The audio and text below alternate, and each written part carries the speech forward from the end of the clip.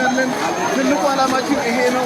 እኛ መንደራዊና ቀበላዊ ሀሳብ እናስብም፣ ሰፋ አድርገን እናስባለን።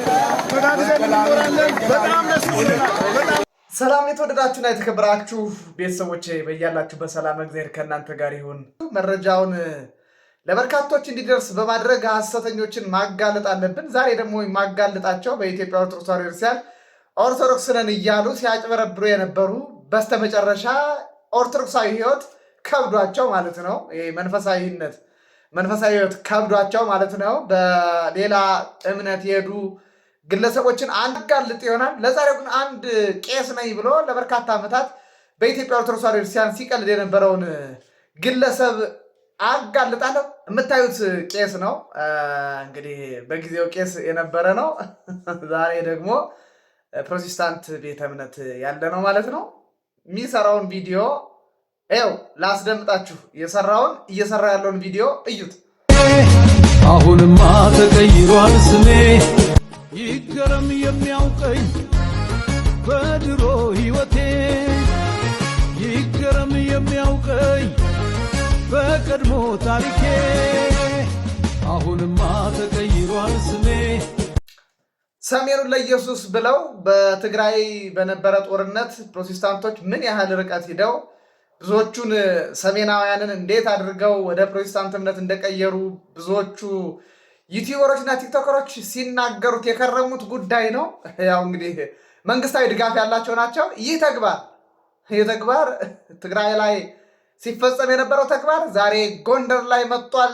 እንዴት ኦርቶዶክሳውያንን የማደንዘዝ ስራ እየተሰራ እንደሆነ ከውስጥ ከውጭ ሁለቱ ተጣምሮ ኦርቶዶክሳውያንን እንዴት አድርገው አደንዝዘው ከኦርቶዶክሳዊ ቤተክርስቲያን ወደ አዳራሽ እንዴት እየወሰዱት እንደሆነ ያው በፎቶ እዩት፣ ተመልከቱት።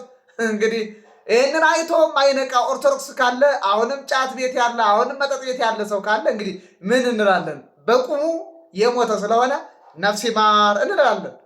ሌላው ፕሮቴስታንቶች ታድሶዎቹ ሴራቸው እንዲህ ቀላል እንዳይደለ ሁላችን እናውቃለን። ሰርገው በመግባት የኦርቶዶክሳዊ ቤተክርስቲያን አስተምሮ በመበረዝ ስርዓቷን በማበላሸት እንዴት ሲሰሩ እንደኖሩ በርካታ ጊዜ ስንገልጥ ነበረ።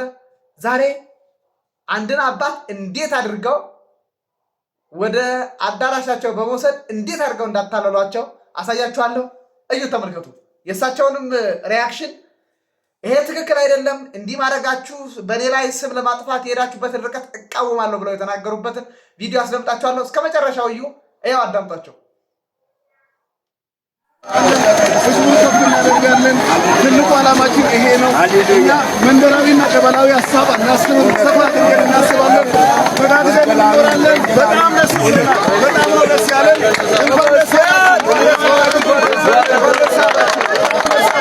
በኢትዮጵያና ከኢትዮጵያ ውጭ ያላችሁ ኢትዮጵያ ህዝበ ምዕመናን ኦርቶዶክሳውያን በሙሉ በትናንትናው በተከሰተ ጉዳይ ላይ ብዙዎቻችሁ እንዳዘናችሁት ካረፈደ በኋላ ሰምቻለሁ።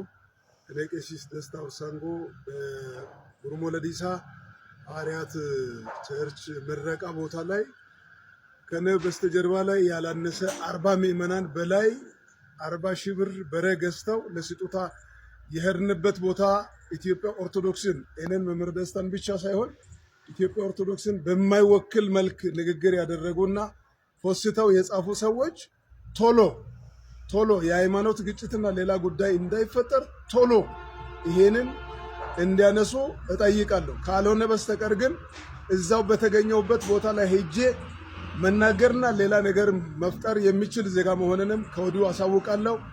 አሁኑኑ ሳይቆይ እዛው ያለው ለቀስ ደረሰም ደውዬ ካለው ሁኔታ ጋር ቢዚ ሆኗልና ቶሎ እንዲያነሳ ነው። ያያችሁት እንደተመለከታችሁት ነው። እኛ ብዙ ጊዜ የምንጮኸው ቤተክርስቲያን ቀኖና ያላት ስርዓት ያላት ስለሆነ በቀኖናው በስርዓቷ የማይጓዘውን የምንቃወመው ከእንደዚህ አይነቱ ተሐድሷዊ ፕሮቴስታንታዊ ትንኮሳ ቤተክርስቲያኒቱን ለመታደግ በሚል ነው። ስለዚህ ኦርቶዶክሳውያን የሆኑ ሰዎች ሁሉ ትክክል አይደላችሁም ሲባሉ መታረም አለባቸው። ሐሰተኛ አጥማቂያን መታረም አለባቸው። በኦርቶዶክሳዊ ቤተክርስቲያን ላይ የንግድ ስራ የሚሰሩ እነ ሎዛ ኢቨንት የመሳሰሉ ሐሰተኛ ጋጦጥ ዘፋኝ ምናምን የሆኑ ኦርቶዶክሳዊንን ባዮች በሙሉ የቤተክርስቲያኒቱን ትምህርት ሰምተው ቤተክርስቲያኒቱ በምታዘዘው በምትልካው መንገድ መላክ መታዘዝ ማድረግ ይገባናል። ኦርቶዶክሳዊነት በህይወት የሚኖር ነው እንጂ የሚለፈለፍ አይደለም። በመጀመሪያ ደረጃ ኦርቶዶክሳውያን ይሆን ባለማተብ የሆን ኦርቶዶክሳውያን አጠቃላይ የማተብ የጥምቀት ልጆች የሆን በሙሉ ኦርቶዶክሳዊት ቤተክርስቲያን የምታስተምረውን ማክበር አለብን። ለኦርቶዶክሳዊት ቤተክርስቲያን ቀኖና መከበር የቀናን እንገዛ የምንታዘዝ መሆን አለብን የምንለው እንዲህ አይነት ፈተና ሲመጣ አንድ ላይ እንድንመክት ነው። ቀኖናዋን እናክብር፣ ቀኖናዋን እንጠብቅ። ለቤተክርስቲያን የምንቆረቆር ከሆነ ቀኖናዋን እንጠብቅ፣ ቀኖናዋን እናስጠብቅ። የዛሬው መልእክቴ ነው። ኦርቶዶክሳዊት ቤተክርስቲያን ጠንቅቅ ያለ አስተምህሮ ያላት ናት። መንፈሳዊ ስራ በመንፈሳዊ ሰዎች የሚፈጸም እንጂ መንፈሳዊ ባልሆኑ ሰዎች የሚፈጸም ስራ አይደለ። መንፈሳዊ ስራ በመንፈሳዊ ሰዎች ይፈጸም። ከገቢረ ኃጢአት ወደ ገቢረ ጽድቅ እንመለስ። ሰላም